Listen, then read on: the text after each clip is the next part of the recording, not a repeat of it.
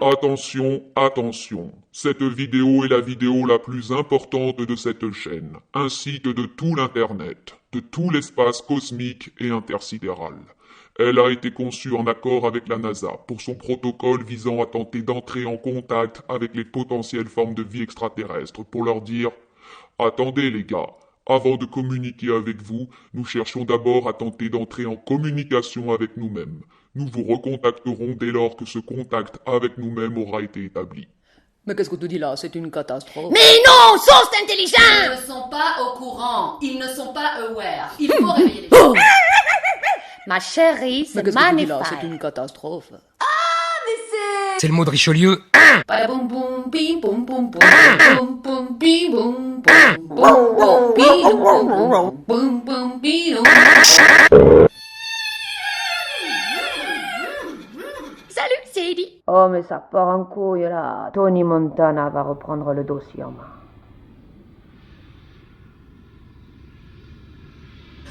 Ouvrez bien vos oreilles parce que dans cette vidéo, je vais aborder le sujet le plus important, le plus essentiel qui soit, le point G, le point GG, le point central, the subject of the subject. La subjugation. Et j'en profite au début de cette vidéo pour mettre toute l'attention sur cette situation que nous vivons tous au cours de notre enfance. Une situation au cours de laquelle nous nous sommes sentis être rien. Mais nous nous sommes tellement sentis être rien que nous n'avons même pas pu sentir que nous nous sentions être rien. Car sentir que tu es rien, c'est déjà sentir quelque chose. Une situation dont nous avons été éjectés. Quand tu te prends un coup de pied au cul, tu te prends un coup de pied au cul, tu le sens que tu te prends un coup de pied au cul. Quand tu es éjecté d'une situation par quelqu'un qui te fait sentir être rien, bah tu ne sens rien. Tu sens même pas que t'es éjecté de la situation. Mais t'es éjecté de la situation, et après tu t'en rappelleras même pas ou tu t'en foutras. Et pourquoi? Parce que c'est le rien, le néant, le non-être qui rentre à l'intérieur de nous. Et notre part de non-être, ou d'orgueil, ou de personnage, passe son temps à tenter de se venger sur notre être. C'est comme si nous vivions en permanence un conflit intérieur entre notre non-être et notre être. Les gens se croient en vie, mais c'est en fait leur non-être qui cherche à se sentir en vie. Alors, histoire de pas trop dramatiser et de se foutre de la gueule du non-être, je vais vous proposer le karaoké du non-être. Bon, en fait, j'ai eu la flemme de faire les sous-titres, mais bon, c'est le mot de Richelieu. Le yoga de la tousse, c'est le yoga du non-être.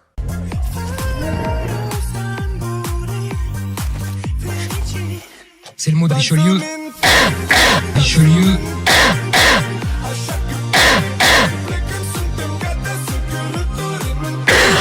Richelieu.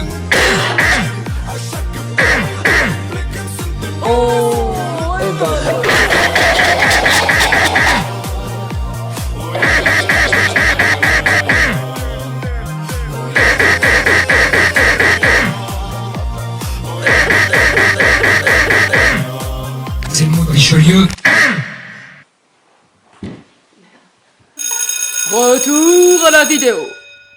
La subjugation est un phénomène que nous subissons tous sans exception. Et c'est ce phénomène qui est à l'origine de notre dissociation, de notre coupure avec nous-mêmes. C'est le sujet des sujets. Et je n'en ai encore jamais entendu parler nulle part. Alors il va falloir en parler. La compréhension de ce phénomène va nous permettre de savoir comment réintégrer notre être.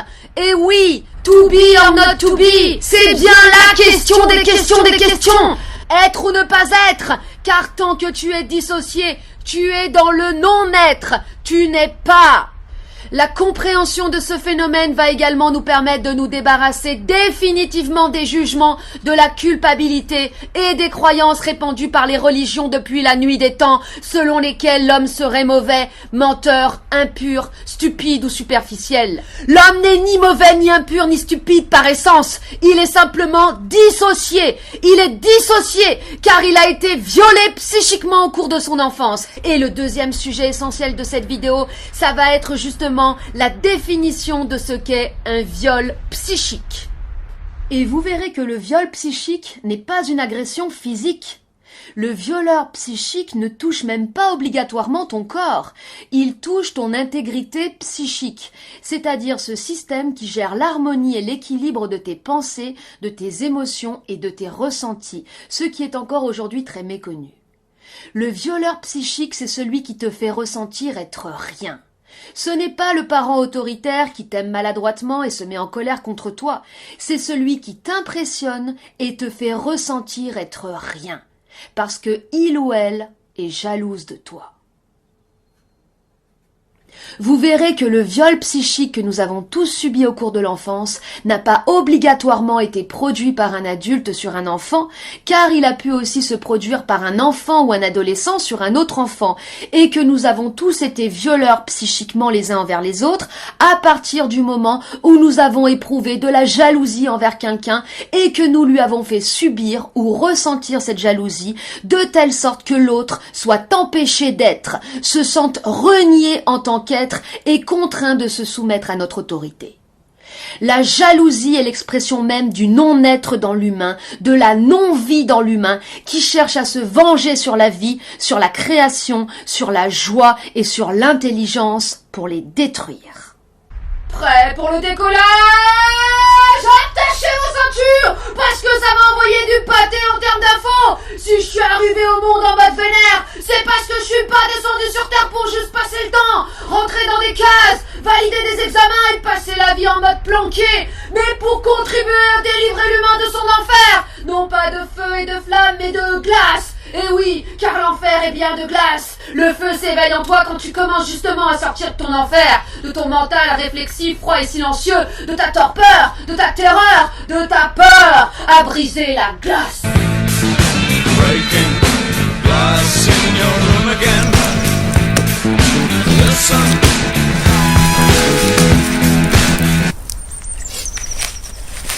Pour observer le comportement de la personne dissociée, c'est facile, observer n'importe quelle personne sur cette planète. Vous verrez un être dissocié coupé de lui-même.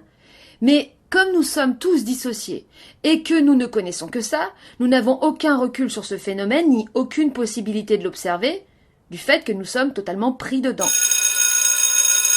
J'ai décelé 3 dissociations principales. Une que j'ai appelée le mode Playmobil optimiste. C'est la personne hyperactive, joyeuse, entreprenante, fascinée et fascinante. Une autre le mode Playmobil pessimiste. C'est la personne dépressive, mélancolique, amorphe, triste, apathique, déçue, désespérée et désespérante. Et une dernière, le mode Playmobil révolté. La personne soupe au lait, en colère, en révolte permanente, tout en sachant qu'un même Playmobil, c'est-à-dire un être dissocié, peut passer d'un état à un autre très rapidement. Alors j'ai oublié aussi le Playmobil winner, mais ça allait avec le Playmobil optimiste. Ce sont les battants, ceux qui vont de l'avant, font preuve de volonté et de volontarisme, les femmes et hommes de pouvoir, chefs d'entreprise, starlettes, vedettes, etc. Ceux qui font plier le monde à leur conception de la réalité, basée sur le progrès, le bien, l'évolution, l'optimisme, alors que dans l'absolu, tant qu'il n'y aura pas de conscience, il n'y aura pas d'évolution ni de progrès réel.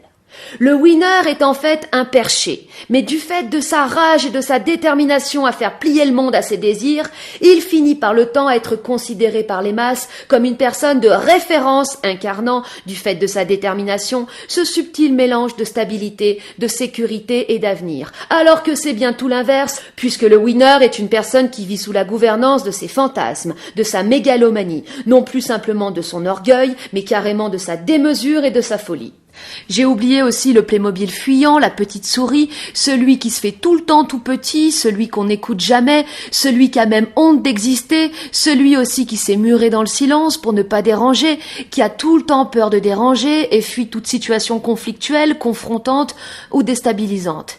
Il y a également le Playmobil rêveur, la personne qui s'est coupée de la réalité pour se réfugier dans son imaginaire, ses idées et ses idéaux, ses croyances et ses systèmes de pensée, celle qui ne vit pas réellement sa vie à la hauteur de ses espérances et reste dans l'espoir d'un avenir meilleur, ailleurs, plus tard, plus loin, toujours après.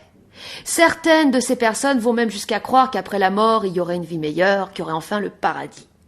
Le rêveur, c'est aussi la personne en attente, qui attend son sauveur ou son Dieu rédempteur sans jamais pouvoir jouir pleinement de sa vie, qu'elle vit comme une punition et un châtiment, ou se contente d'attendre qu'elle passe. C'est la personne prisonnière de ses espoirs et de ses désespoirs. C'est dans le fond une personne qui porte en elle un dégoût et une profonde déception de l'humain. On pourrait dresser une liste très étendue de ces différents modes. L'individu dissocié alternera entre ces différents modes en fonction des stimuli extérieurs, tel un robot qui réagit quand on lui appuie sur un bouton, et ce bouton, c'est le stimuli. Cela explique pourquoi l'humain est multiple et change si facilement de personnalité et de mode, car étant coupé de son être, il est dépendant des modes d'action et de réaction définis et actionnés par l'extérieur. Il ne s'appartient pas à lui-même, il n'est qu'un programme et un ensemble de programmes. Ce n'est pas sa conscience qui le gouverne, mais ses différents modes. Dans ces différents modes, on observe une altération du feu, de l'énergie de vie. Et ce feu dans l'humain se retrouve dans ces deux aspects complémentaires, positifs et négatifs, la joie et la colère. Une personne entière, dont le feu est intact, comme chez les enfants, peut exprimer autant de la joie que de la colère.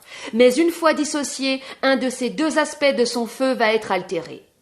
La personne optimiste est dans la joie et recherchera la joie et ne supportera pas la colère ou sera dans l'incapacité de se mettre en colère réellement afin de se faire respecter avec autorité et clarté.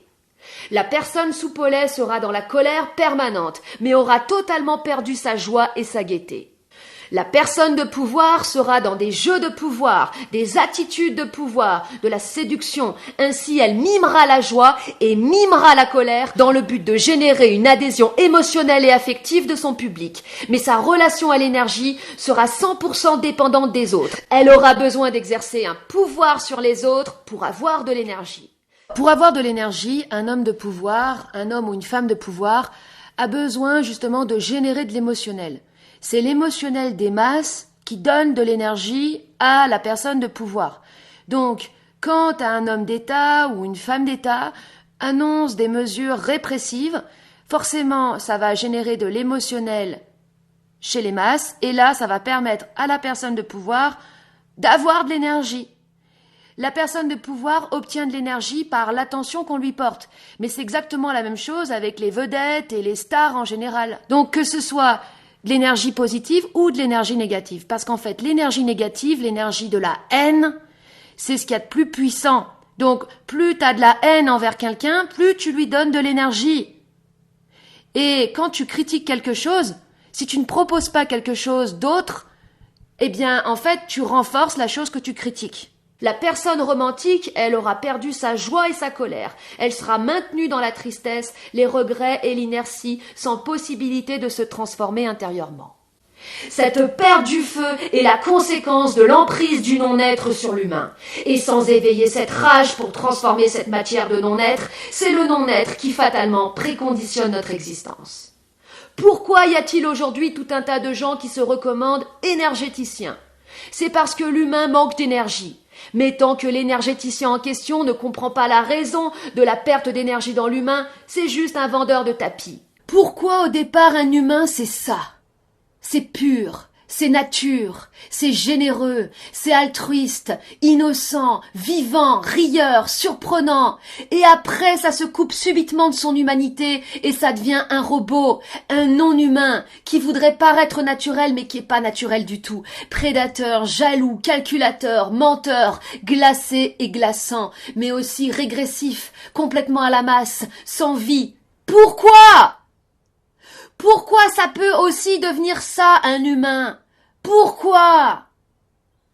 Pourquoi l'humain a-t-il en lui ce virus, cette matière noire, ce monde à l'envers, ce démon, il n'y a pas d'autre mot, ce démon qui passe son temps à séduire, à agir pour se positionner face aux autres et en réaction aux autres, et dont le kiff suprême et inavoué est d'être maltraité, dominé, maté, Personne en fait n'assume de prendre son pied en étant maltraité, dominé, ignoré, traité comme du bétail. Mais quand tu tombes amoureux de celui ou de celle qui t'ignore et qui va t'ignorer, tu le pressens au fond de toi dès le départ. Tu t'attaches à celui ou à celle qui va te maltraiter. Tu le cherches parce que tu prends ton pied à être maltraité, humilié, ignoré, dominé, incompris, mené en bateau, traité comme une chienne, parce qu'il y a quelque chose en toi qui aime ça, la maltraitance. Et cette chose en toi qui aime ça, la maltraitance, c'est ton démon, ta part de non-être. Le pire, c'est ceux qui disent « je suis pas maso » quand ils s'en prennent plein la gueule, parce que l'expression par le négatif, c'est de l'hypocrisie pure. C'est l'expression de quelque chose que tu n'assumes pas. La part de non-être dans l'humain, et j'insiste bien sur la part de non-être dans l'humain, ce n'est pas l'humain en tant que tel, mais sa part de non-être aime s'en prendre plein la gueule. Comme ça, cette part de non-être se sent exister. Elle aime en chier pour arriver au sommet de la pyramide de la réussite sociale, pour être un esclave avec des chaînes en or, acheter sa grosse voiture à crédit. Elle aime ça, la soumission. Rester une victime, un laquais, un suppôt, une séductrice, porter sa muselière, ça la sécurise. Elle se sent encadrée, elle sent qu'on lui porte de l'intérêt. Et après, quand le prix du gasoil augmente, elle veut se révolter contre le prix du gasoil, croyant que sa colère émotive de victime sera entendue par ses bourreaux qu'elle adore en secret, alors que c'est précisément cela qui la maintient en position d'être soumis. Les origines de la dissociation. La subjugation est le nom que j'ai donné à un phénomène que nous subissons tous au cours de l'enfance et qui va générer en nous un état de dissociation. Le phénomène de la subjugation va nous faire vivre une situation qui va générer en nous une incompréhension. Une situation qui, du fait de l'incompréhension qu'elle génère, va créer un bug du mental et une déstabilisation du système psychique, à savoir ce système qui gère l'équilibre et l'harmonie entre les pensées, les ressentis, les émotions et l'expression des émotions. Ce système psychique, c'est également ce qui nous relie à notre sensibilité. Notre sensibilité, c'est le moyen par lequel nous captons de l'information. Nous captons de l'information par le biais des sens et ensuite nos organes, comme le cerveau et les intestins, traduisent et décodent ces informations. Au cours de cet événement dissociatif, la sensibilité de la personne est gelée, anesthésiée. Du fait de l'anesthésie de sa sensibilité et de la déstabilisation de son système psychique, la personne est coupée d'elle-même. Elle n'est alors plus dans son être, mais dans le non-être. La particularité de ce phénomène de subjugation, c'est que pendant quelques instants, il t'aura fait sentir être rien. Et comme tu te seras senti être rien, tu ne garderas aucun souvenir marquant, tu vas totalement minimiser l'événement et tu vas ranger cet événement dans un coin de ta tête. Ensuite, quand tu vas faire du travail sur toi-même ou que tu vas essayer de développer une connaissance de toi-même, tu vas te remémorer toutes ces situations où tu as eu très mal et où tu as eu très peur. Mais cet événement, cette situation où tu t'es senti être rien, tu n'y penseras même pas. Cette subjugation est subie par une ou plusieurs personnes, générant chez l'enfant un mélange de crainte et d'admiration. L'enfant est subjugué par la personne qui lui inspire à la fois de la crainte et de l'admiration. L'enfant admire l'adulte qui semble déterminé, car ce qui manque à l'enfant, c'est précisément de la détermination. Il ne connaît pas le sens de la vie et il observe et imite le comportement des adultes pour tenter de trouver lui aussi un sens à la vie. Donc tout adulte qui apparaîtra déterminé, même lorsqu'il est déterminé à lui nuire, à le soumettre, à le terroriser, lui apparaîtra comme un maître et il se soumettra à sa volonté, même lorsque la volonté de cet adulte va à l'encontre du respect de son intégrité physique et psychique. Car l'enfant dont le système psychique est encore fragile n'a pas encore d'ego, c'est-à-dire qu'il n'a pas encore de conscience de lui-même et de conscience du droit et de la nécessité de faire respecter son intégrité physique et psychique. C'est la raison pour laquelle il se laisse si facilement abuser. Il se dit que si l'adulte lui fait ça, c'est qu'il doit en être ainsi, voire que le fait de consentir à l'abus va lui permettre lui aussi de grandir et de devenir adulte. C'est en effet ce qui se passe dans l'inconscient de nombreux enfants violés et abusés. L'adulte, dont l'intention est de violer physiquement ou psychiquement un enfant, est déterminé dans son intention. C'est d'abord cette détermination qui impressionne l'enfant et à laquelle il se soumet. Cela explique aussi pourquoi les personnes adultes ensuite se soumettent aussi facilement aux personnes charismatiques, aux femmes et aux hommes de pouvoir, car les personnes charismatiques vont replonger l'adulte dans son état de subjugation, de dissociation et donc d'hypnose programmée au cours de l'enfance. Et ainsi, l'adulte va obéir aux ordres comme l'enfant qu'il était a obéi à l'adulte qui l'a impressionné. Je résume. Le phénomène de la subjugation est ce qui va générer chez l'enfant un état de dissociation. La subjugation est produite par un adulte qui inspire à l'enfant un mélange de crainte et d'admiration et qui va lui faire vivre une situation qu'il ne va pas comprendre. Donc le viol psychique en tant que tel, c'est ce mélange de subjugation et d'incompréhension. Tant que l'enfant sera subjugable, impressionnable, il sera violable physiquement et psychiquement. Car tout viol physique présuppose un viol psychique. L'abuseur a besoin de violer psychiquement sa proie, sa victime, pour l'abuser. Parce que le viol psychique génère un état de tétanie, de paralysie, qui permet en fait à l'abuseur de faire ce qu'il veut de sa victime. Il faut toujours avoir à l'esprit que ce qui pousse l'adulte ou l'adolescent à subjuguer un enfant, à le violer psychiquement, c'est la jalousie. Le non-être est jaloux de la vie. Et même quand les personnes de pouvoir exercent une pression sur les masses, ou par exemple un directeur d'une entreprise exerce une pression sur ses employés, ou leur fait sentir de la culpabilité, c'est parce que cette personne a de la jalousie envers ses employés. C'est toujours la jalousie qui pousse les gens à être méchants, à rabaisser l'autre. Il y a toujours quelque chose en eux qui est jaloux, qui trouve un moyen d'être jaloux de l'autre. C'est la jalousie. La jalousie. Comme l'adulte qui est jaloux de l'enfant qui l'abuse, qui est jaloux de la vie que porte l'enfant, la vie de l'innocence. Et les directeurs de superstructures sont jaloux de leurs employés qui, eux, se posent pas trop de questions, n'ont pas toutes ces responsabilités, ont une vie en apparence plus facile. Quand une personne elle n'est pas épanouie, qu'elle se fait chier dans sa vie, qu'elle n'a pas trouvé le sens de la vie, elle est potentiellement jalouse. En fait, quand tu es gouverné, quand tu es sous l'emprise de ton non-être, t'as pas trouvé le sens de la vie. T'as pas de sens à ta vie. Parce que le non-être, c'est le non-sens. C'est le non tout ce que tu veux. C'est la non-vie, le non-amour, la non-intelligence, le non-épanouissement, la non-réalisation, et c'est aussi le non-sens. Donc ça va être un élément très important dans la suite pour renverser l'ordre des choses. C'est justement le fait de trouver un sens à sa vie, de devenir un chemin pour soi-même, de trouver sa voie, qui va permettre de renverser cette fatalité du destin imposée par le non-être.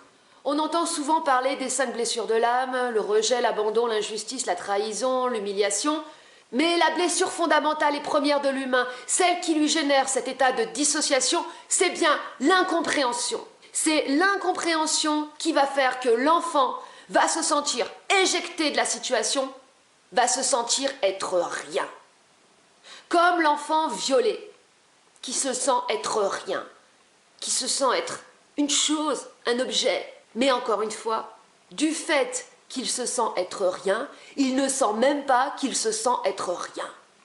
Et c'est à partir de là que le non-être entre dans l'humain. Le non-être, c'est ce qui, à l'intérieur de l'humain, passe son temps à chercher à se venger sur la vie. Le non-être, c'est ce qui préconditionne notre existence sociale fictive. Donc, il y a ce non-être qui rentre au cours de ce phénomène qui nous génère cet état de dissociation. Et ensuite, il va y avoir un choc, un trauma, qui va venir activer le processus de vengeance, qui va venir activer le personnage social fictif. Je vous donne mon exemple personnel. J'ai eu donc un événement qui a généré un état de dissociation dans l'enfance, et ensuite à l'adolescence, j'ai eu un gros chagrin d'amour, et à partir de là, mon personnage social fictif d'artiste s'est activé. Le drame shakespearien. Dans shakespearien, y a rien. C'est un rire de théâtre. Plongeons au cœur de la tragédie de l'être humain. Dans la vie, il n'y a pas de hasard. Quand j'étais jeune, quand j'étais plus jeune que maintenant, au lycée, j'avais étudié pendant 1 an avec ma prof de français la fatalité du destin, au travers de l'œuvre d'un écrivain, Jean Giono, dont toute l'œuvre parle justement de la fatalité du destin. Les romans de Jean Giono mettent en scène des personnages qui font tout pour échapper à leur destin, mais qui se font toujours rattraper par lui. C'est aussi l'origine du théâtre, l'origine de la tragédie. Un personnage, un héros sur lequel s'abat son destin, qu'il vit comme un drame, qu'il ne comprend pas. Dans la mythologie grecque, c'est pareil. C'est des personnages qui se font toujours rattraper par leur destin et qui peuvent pas y échapper. Ils ont beau se battre, ils ont beau faire tous les efforts du monde, ils se font toujours rattraper par leur destin. Certains diront leur karma. Qu'est-ce que c'est que cette fatalité du destin?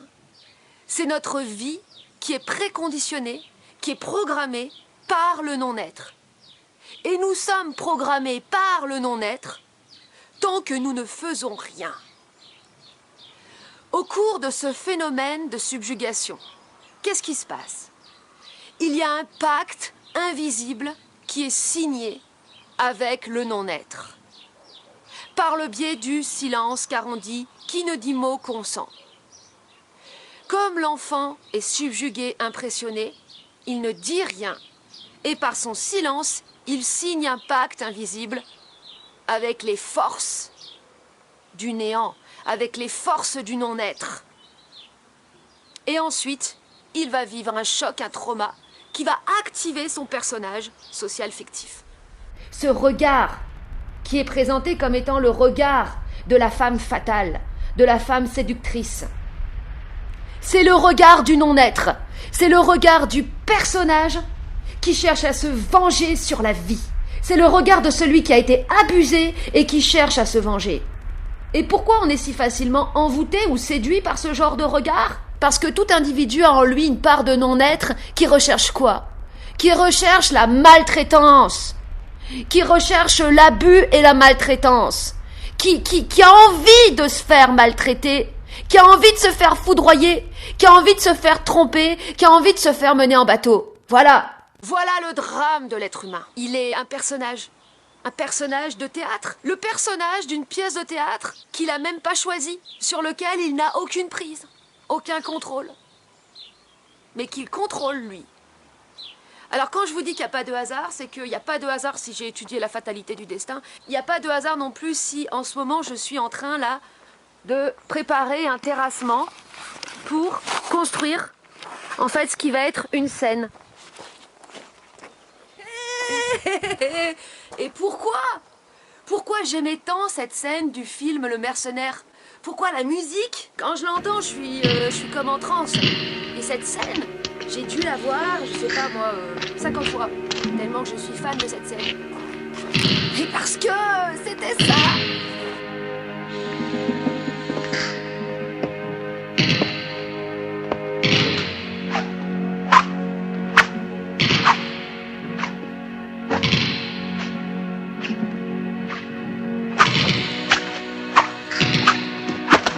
Le clown, c'est l'enfant, c'est le feu, la joie, c'est l'innocence, mais c'est aussi celui qui ne peut pas se défendre, en proie au prédateur, qui est paralysé, empêché par l'autorité qui le subjugue. Et le mercenaire, le justicier, c'est toi dans le présent qui entre en scène, qui pénètre dans l'arène et qui va donner au clown, à ton enfant intérieur prisonnier dans le passé, le moyen de se défendre.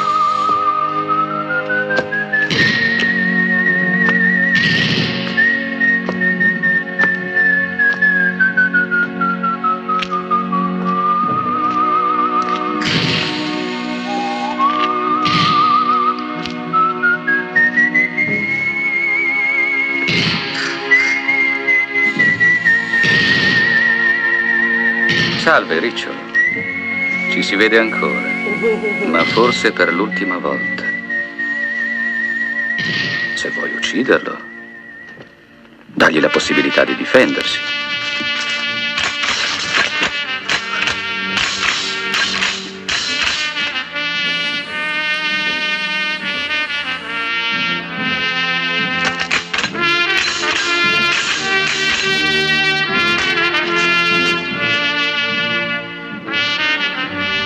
Au fait, je comprends pas l'italien. Bon, c'est pas grave, hein. On comprend l'idée quand même. Ouais, ça reste une langue latine. Le mec, il arrive pour dire... Camminate in Non, mais direzioni vous avez opposte. cru quoi, là? Al Tu! terzo colpo Non, mais di tu! campana, voltatevi e Tu! sparate. Voilà, les sous-titres, c'est juste tout. Tout.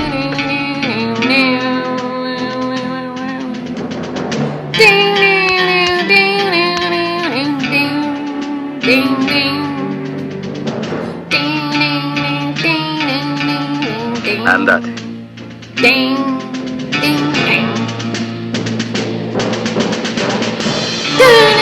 Ora per la...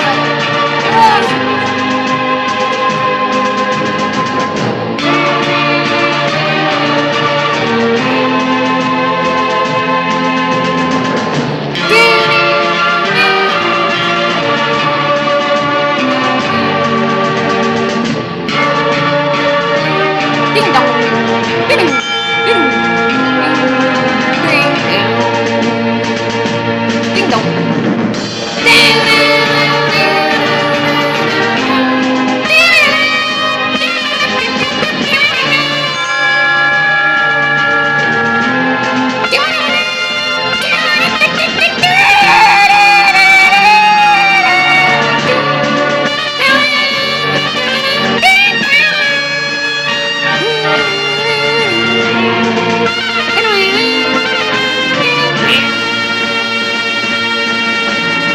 Ding dong. Ding ding ding dong. Ah non. Ah bah merde. Ding ding dong. Ding dong.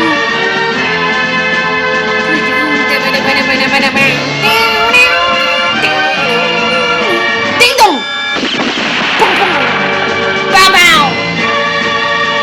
Qu'est-ce qui s'est passé? Est-ce que le clown est mort? Le méchant a gagné? Le méchant a gagné! Eh ben non, le méchant n'a pas gagné!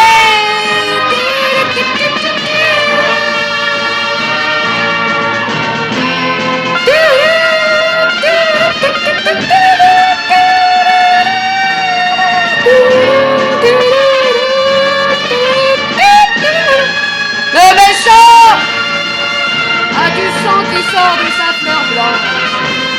La dualité. Ah oui, parce qu'il est... Oh là. Une scène donc de format circulaire qui va reprendre la forme d'une arène. Niquer la fatalité du destin. Mode d'emploi. Bon, on arrive à la fin de cette vidéo. La dernière partie, ça va être Koulos. C'est la partie la plus importante, la plus intéressante. Et là, ce que je vais dire, attention! Oh, c'est là que c'est vraiment très intéressant parce que, eh ben oui, ce qui nous intéresse, c'est comment renverser ce putain de destin, cette putain de programmation, ce putain de karma. Comment niquer son karma? Y a pas grand monde pour proposer des idées, hein, franchement, parce que les gens qui se font des psychanalyses qui durent des années, c'est que les psychanalystes, ils ont rien capté. Alors, je vais me la jouer coolos là parce que bon, ça va être brut de décoffrage. Je me suis préparé un petit café. Je vous dis à la vôtre. Ce non-être, c'est de la non-expression. Donc, pour pouvoir transformer cette matière de non-être, de non-expression, bah, qu'est-ce qu'il va falloir faire? C'est logique. Il va falloir parler. Tout est vibration, c'est pas moi qui l'ai dit, c'est Einstein. Et Einstein était quand même... Putain, c'est dur à dire ce nom, Einstein. Einstein, il était loin d'être con. Si tout est vibration, ça veut dire que cette matière de non-être, que j'appelais avant matière noire, eh bien, c'est aussi de la vibration. Ça émet aussi une fréquence. Cette matière de non-expression, elle émet une fréquence. Et nous émettons continuellement sa fréquence tant que nous n'agissons pas dessus.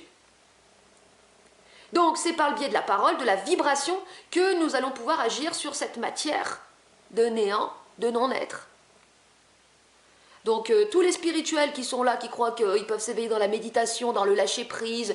Ah oui aussi, maintenant c'est la mode, c'est dans la suggestion mentale. C'est-à-dire en gros, tu as des gens qui vont te dire non mais tu imagines que tu es dans une bulle d'énergie, ou bien tu imagines que tu es enveloppé d'une couleur protectrice, enveloppé. Les gens sont dans l'imagerie mentale. Et ces mêmes personnes te disent qu'il faut sortir du mental et après elles te suggèrent d'imaginer des choses. C'est totalement incohérent, c'est totalement contradictoire.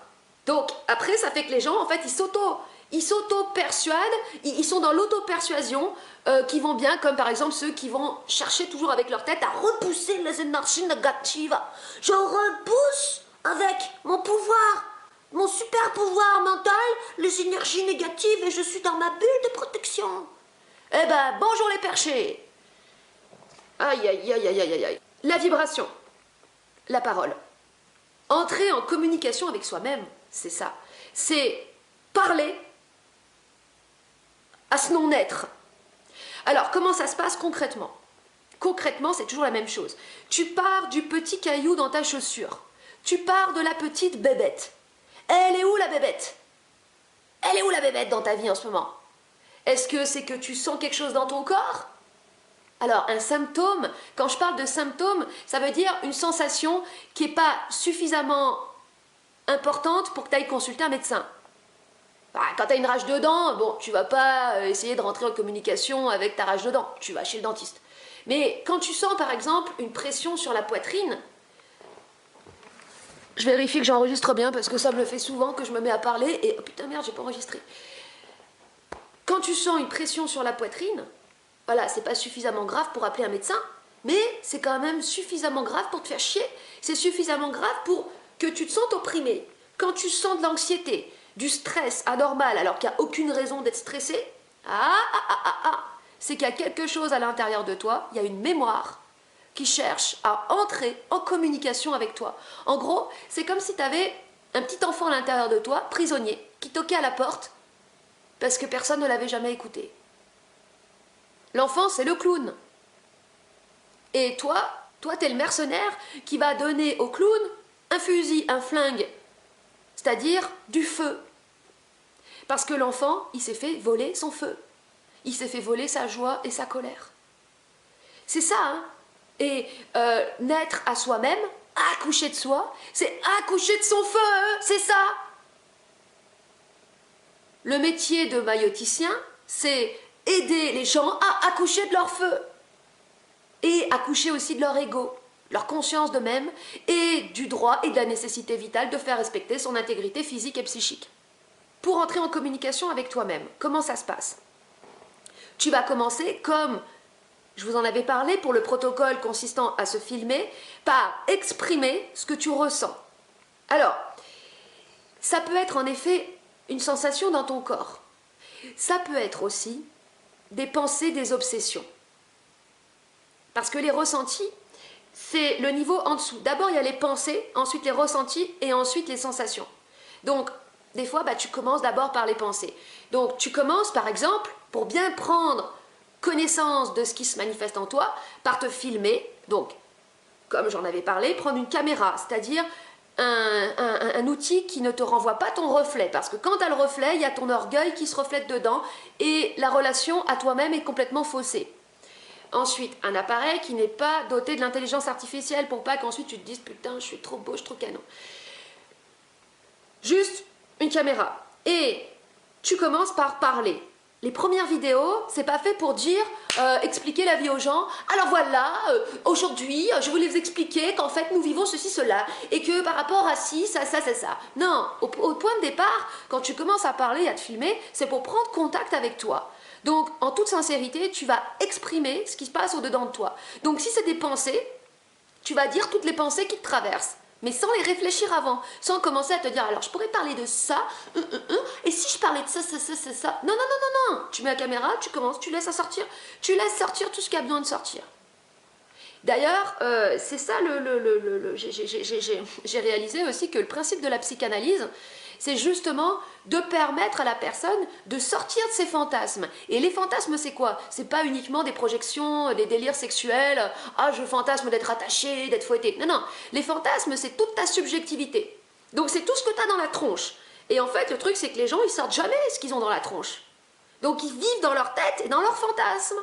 Et la psychanalyse, c'est ce qui sert justement à faire le débriefing de tout ça. Donc pour en faire le débriefing, il faut que ça sorte. Donc tu commences à parler, tu t'embarques dans la parole.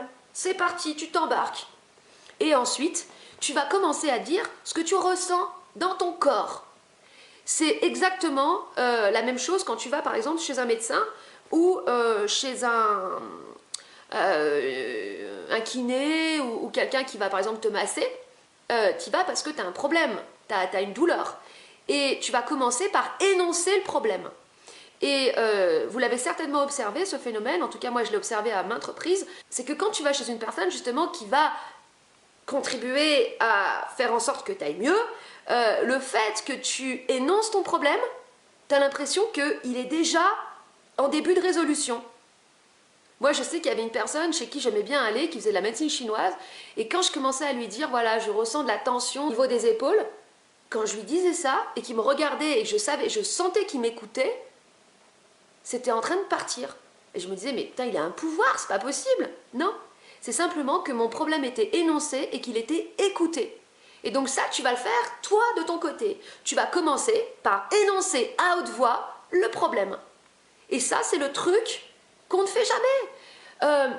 Justement, quand tu as ce stress, cette anxiété, tu te paralyses. Tu te replonges dans cet état de subjugation.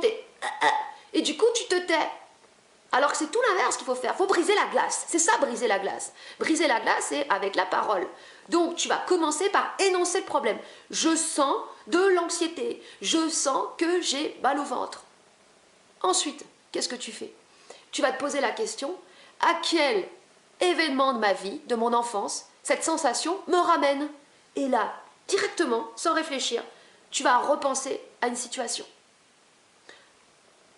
Ah, j'avais peur quand j'étais à la maison et que j'entendais ma mère rentrer du travail, par exemple. Ça me générait un stress, une angoisse. Et à partir de là, tu vas exprimer ce que l'enfant n'a pas pu exprimer à ce moment-là, parce qu'il a tout gardé en lui. En fait, ces mémoires qui se manifestent dans notre corps, c'est tout simplement des choses qui n'ont pas pu être dites. Alors, là où c'est plus délicat, c'est justement quand il s'agit de se replonger dans cette situation qui nous a créé cet état de dissociation. Parce qu'il y a bien des événements qui nous ont, des situations qui nous ont généré de la peur, de la crainte, du stress. Mais tu comprenais ce qui se passait. Cet événement où tu as subi un abus et tu n'as pas compris, là c'est plus délicat. Là c'est plus délicat. Et pourtant c'est bien là qu'il s'agit d'aller. Donc toi, dans le présent, tu vas être ce héros de ta tragédie qui va re-rentrer dans la scène, qui va re-rentrer en scène dans l'arène. Quand tu étais enfant, tu as été éjecté de la scène. Tu étais dans la scène, mais tu ne pouvais pas agir. Tu as été paralysé, tu as été pris de court, tu ne comprenais pas. Donc tu étais en état de bug, tu t'es senti être rien, voire un objet, et c'est pour ça que tu n'as rien pu dire. Et c'est pour ça que ce non-être est rentré en toi et a préconditionné ta vie. Bon, je l'ai répété suffisamment de fois, mais je veux être sûre que ce soit bien compris. Donc là, dans le présent, tu vas re-rentrer en scène, comme le mercenaire qui arrive dans l'arène. Et tu vas donner à l'enfant un flingue. Tu vas lui donner le feu. Tu vas lui donner la parole. La capacité de se défendre. La capacité de parler. C'est comme ça qu'on renverse la fatalité du destin. Il y a une scène à rejouer. Il y a une situation à revivre. Alors, ça, c'est des trucs dont on entend parler depuis longtemps dans la psychanalyse. Moi, ce qui m'importe, c'est le concret. C'est de le faire concrètement. C'est pour ça que je suis en train de faire cette scène. Et qu'il va y avoir un chapiteau, en fait, ça va être un chapiteau yourte, pour justement permettre aux gens de le faire réellement, de rentrer vraiment dans la scène. Pas juste le mentaliser, parce que le comprendre, c'est un piège. C'est un piège, la compréhension. La compréhension, c'est à la fois un outil, c'est un outil, mais si tu t'arrêtes à la compréhension et que tu ne passes pas à l'action, alors tu es piégé par ta compréhension. Et ça, c'est le problème des gens intelligents, c'est qu'ils comprennent et ils n'arrivent pas à passer à l'action. Et moi, ce qui m'importe, c'est l'action. Et c'est pour ça, justement, que j'avais inventé ce terme de parole-action. La parole-action, c'est ce qui te permet d'agir sur ta fatalité, sur ta programmation en tant que telle. C'est un gros dossier. Dans cette situation, il y a plusieurs protagonistes, plusieurs personnages. Il y a la personne qui t'a subjugué, il peut y avoir d'autres personnes, et il y a aussi tous les absents. Les absents qui ont fait que cette situation puisse se produire. Moi, je vous donne l'exemple de la situation que j'ai vécue avec ma grand-mère. C'est mes parents qui étaient absents, qui ont fait en sorte que cette situation puisse se produire, puisque c'est eux qui m'ont laissé à garder à ma grand-mère. Donc, dans la situation que tu vas revivre, tu vas devoir t'adresser à toutes les personnes qui ont orchestré cette situation. Alors, tu vas parler aux personnes, mais pas tout à fait aux personnes. C'est-à-dire que tu vas séparer l'individu de son inconscient, de sa force. C'est à la force inconsciente de l'individu que tu vas t'adresser. C'est bien là toute la subtilité. En gros, tu vas pas régler tes comptes avec tes parents ou tes grands-parents parce que si tu fais ça, tu vas nourrir la rancœur envers ces personnes. Tu vas pas te libérer du tout, en fait. Ça va être l'inverse. Pour qu'il y ait une transformation, il y a besoin de bien séparer l'individu de sa force inconsciente. C'est à la force inconsciente que tu t'adresses. Pas à la personne en tant que telle. Parce que la personne elle-même est victime de ce qu'elle t'a fait subir, puisqu'elle ne s'appartient pas à elle-même. Bon, dans tous les cas, c'est une mise en scène, c'est-à-dire que tu vas imaginer que tu t'adresses à elle sans qu'elle soit en face de toi, mais même en imaginant que tu t'adresses à elle alors qu'elle n'est pas en face de toi, c'est pas réellement à elle que tu t'adresses, mais à sa force. Et quand tu fais bien cette séparation entre l'individu et sa force, c'est également ce qui va te permettre de beaucoup plus te lâcher et d'être beaucoup plus percutant dans ton analyse et dans ta mise en lumière du mécanisme occulte. Parce que quand tu t'adresses à la personne, il y a tout ton émotionnel qui agit. Et là, le but, c'est pas de s'emporter dans l'émotionnel, c'est d'éveiller sa rage pour avoir l'intensité nécessaire permettant justement de mettre en lumière le mécanisme occulte et de le convertir. Ça n'a rien à voir avec la colère émotionnelle, c'est bien tout l'inverse. C'est une transformation. C'est une action. Alors que la colère émotionnelle, c'est une aliénation, c'est nourrir la rancœur, c'est nourrir la jalousie aussi, c'est nourrir tout ce qu'il y a de plus, c'est nourrir la force. Voilà. La colère émotionnelle, ça nourrit la force. Alors que la colère vibratoire, ça transforme la force. Tu vas t'adresser à sa force inconsciente. Pourquoi cette subtilité est très importante? Parce qu'une force inconsciente, elle n'agit pas uniquement au travers d'un individu. Elle agit au travers de plusieurs individus. En gros, c'est une force qui a permis qu'une situation se produise et que les différents protagonistes agissent sur toi. Et c'est à cette force-là que tu vas devoir parler. Cette force, c'est cette force de non-être, de non-vie, qui est jalouse de la vie. Ce qui fait que nous sommes abusés, ce qui fait que nous sommes toujours ramenés à plus bactères, soumis, culpabilisés, c'est la jalousie de l'autre. C'est toujours la jalousie. Toujours la jalousie. Pour agir sur cette fatalité du destin, il s'agit d'appliquer un protocole en 3 étapes. Première étape, cracher. Cracher toute la colère, toute la rage qui n'a pas pu sortir. Alors, cette colère, cette rage, elle est verrouillée comme la douleur. Le fait de se sentir être rien, c'est le pire des abus. Donc forcément, dans un premier temps, quand tu vas déverrouiller l'accès à la mémoire de cette situation, tu vas soit dans un premier temps ressentir de la colère et de la rage, soit de la douleur. Ça dépend des personnes. Mais des fois, c'est un petit peu les deux en même temps en fait. Des fois, tu déverrouilles un peu la colère, du coup ça déverrouille de la douleur, Et après, ça redéverrouille de la colère et de la rage.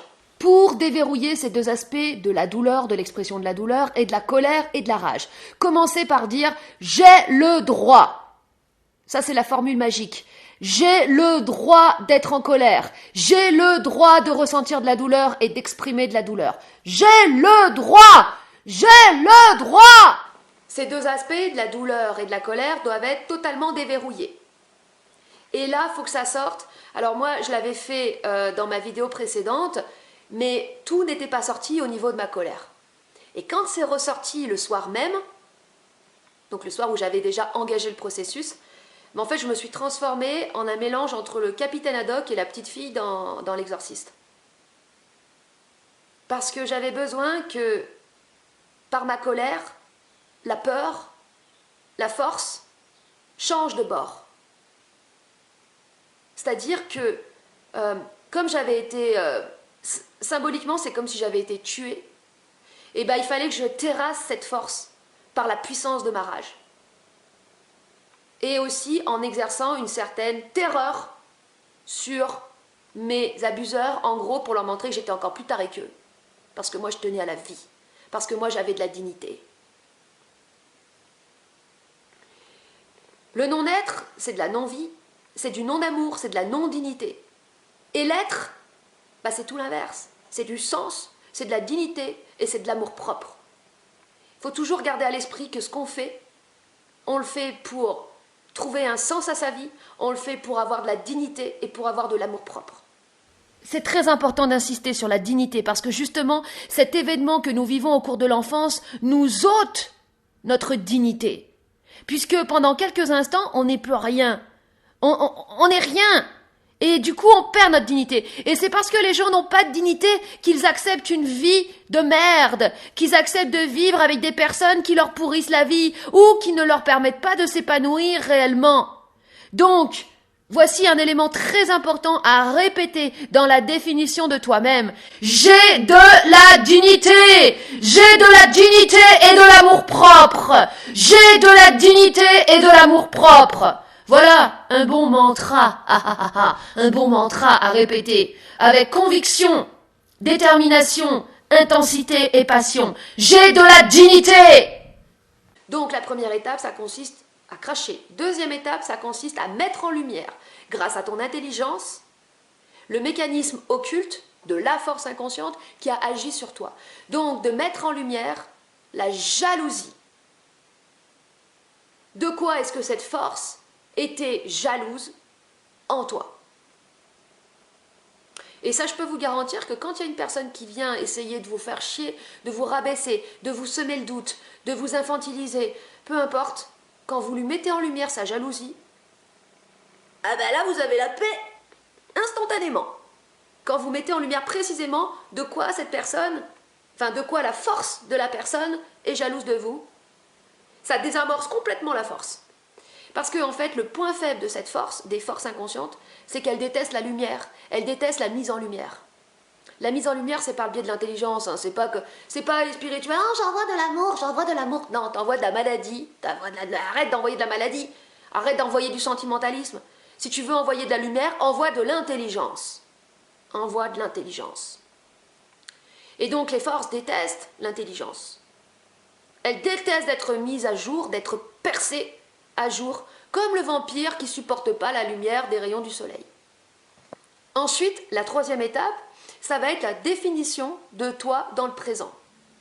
Tu vas te définir en tant qu'être.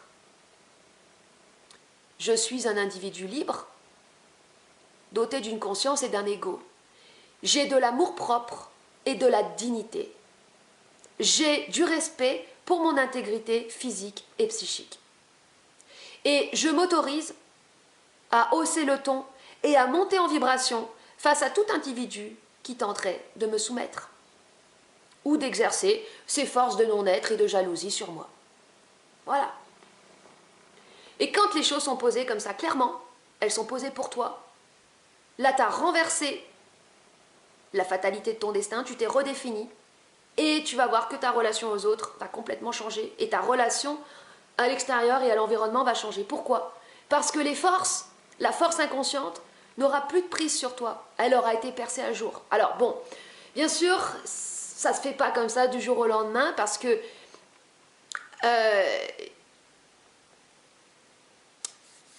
il n'y a pas une formule magique à dire comme un con sous hypnose. Alors, je suis un être libre. Non, non, parce que ça doit venir de toi. Ça doit être conscient, ça doit venir de toi. Et surtout, c'est la rage. C'est la rage. C'est-à-dire, c'est l'intensité vibratoire de ta rage qui est ta force de vie exprimée sous son plus haut potentiel qui va permettre de terrasser le dragon du non-être. Sans rage, il n'y a rien de possible.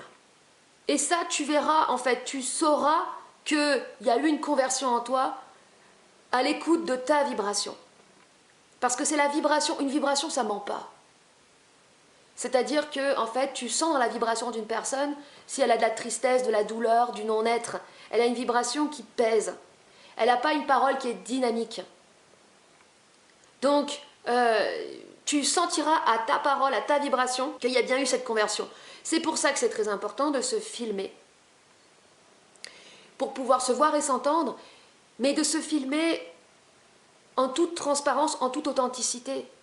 Si tu te filmes pour te donner l'air dynamique, comme ils font tous, tu sais, ils sont là, les gens, en fait, tu sais, c'est comme ceux qui se prennent en photo sur Instagram, ils ont une vie de merde, ils se font chier, et la photo, ah, super! Et ils sont tous comme ça. Ils sont là, je me filme. Alors, oui, donc, après, t'arrêtes la caméra.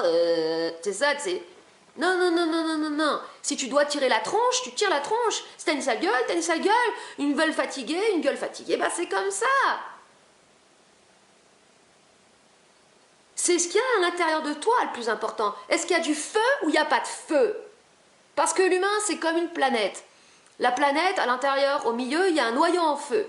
Et bien l'humain c'est pareil, il doit allumer son feu, son noyau à l'intérieur. C'est ça le but de la vie. Et quand ton feu, il est allumé, alors c'est bon, tu as trouvé le sens de la vie. Pour trouver sa voix, il faut écouter sa voix. C'est ta voix, c'est ta vibration qui t'ouvre la voie et qui te permet d'être un chemin pour toi-même et de trouver le sens à la vie, ton sens à la vie. Et si jamais il y a quelqu'un qui te fait chier, qui cherche à te rabaisser parce que tu suis pas le même chemin que les autres, t'es pas un bon petit soldat comme les autres, et qu'il te juge parce que t'as l'air de rien foutre de tes journées, en apparence, t'as qu'à lui dire ça. Moi j'aurais dû dire ça plein de fois. Je prends le temps dont j'ai besoin pour trouver un sens à ma vie. Toi t'es jaloux de moi parce que tu suis le même chemin que les autres et parce que tu n'as pas le courage de te retrouver seul pour trouver ton chemin. Alors ta jalousie, tu la rembarres. Les gens se croient en vie, mais toute leur vie est construite et bâtie sur le non-être, car le personnage social fictif, l'orgueil, se développe sur la base du non-être. Mais tant que tu ne peux pas rester seul sans rien faire, c'est que ce que tu portes en toi, ce non-être, cette matière noire, t'est insupportable, et que tu as besoin de la fuir dans la chaleur du troupeau, des activités compensatrices ou des substances anesthésiantes. Quand tu vis avec les autres ou en couple, en famille, au travail, tu es rassuré. Quand tu te retrouves seul et que tu t'occupes à tout un tas d'activités, tu te rassures avec ce que tu fais. Tu fais pour remplir ton vide, ton non-être, ton trou noir, sans savoir que ce trou noir est une matière absorbante, que c'est un puits sans fond et que seule ta vibration peut donner une forme, un cadre et une limite à cet infini. Ce non-être a une fonction, nous ramener à l'intérieur de nous-mêmes par une force absorbante, aspirante et centrifuge. Cette force contre laquelle les gens se battent, cette force intérieure qui fait flipper les gens et qu'ils fuient au travers de leurs activités frénétiques, alors qu'ils devraient plutôt aller voir où cette force les mène et ne pas attendre la maladie ou la mort pour y être ramené. L'enfant qui arrive au monde n'a pas de centre ni de conscience de lui-même. Il est impressionné et impressionnable. Au cours de son phénomène de subjugation, il est dissocié et cette matière noire, ce virus entre en lui. Puis plus tard, il va se maquiller. Il sera obsédé par son apparence et le regard des autres pour cacher ce qui est entré en lui, qui l'inquiète au plus haut point et qui lui fout la trouille sans raison. Cette matière noire, c'est ce qui va lui créer une force, qui va continuellement l'amener à l'intérieur de lui-même, qui va lui créer des problèmes dans la matière et lui créer également un conflit intérieur, qui va lui rendre la vie impossible de telle sorte qu'il soit poussé à se connaître lui-même, car la conscience de soi désigne la connaissance de soi et impose de plonger dans ses propres profondeurs. Mais plonger pour y sombrer est une belle erreur. L'objectif est bien de transformer cette matière de non-être, de non-expression, et c'est la parole, l'action de ta vibration qui permet cette conversion. La vibration d'une très haute intensité, la colère, la rage dirigée précisément sur cette matière en question. Tant que cette rage n'est pas éveillée, aucune transformation du non-être n'est possible. Les humains subjugués et dissociés observent le monde en étant coupés d'eux-mêmes, en mode de tension, sans intensité, en état d'hypnose permanent. Ils observent l'atome, la matière noire, comme des phénomènes extérieurs. Ils imaginent également des technologies et des théories comme le voyage dans le temps, le changement dimensionnel, la téléportation. Mais la matière noire n'est nulle part ailleurs qu'à l'intérieur de l'humain. Et le changement dimensionnel ainsi que la téléportation, une des multiples possibilités qui va s'ouvrir à l'homme via la technologie de son corps, lorsqu'il se connaîtra lui-même, dès lors qu'il saura non pas maîtriser l'atome à l'extérieur, mais maîtriser le feu en lui, et maîtriser sa propre matière noire, son trou noir, son origine, et maîtriser son feu, ça veut dire maîtriser la combustion de son pétrole. Tout est effet miroir dans ce monde, et tout nous ramène toujours à nous-mêmes. Quand on dit que tout est en toi, c'est pas des conneries.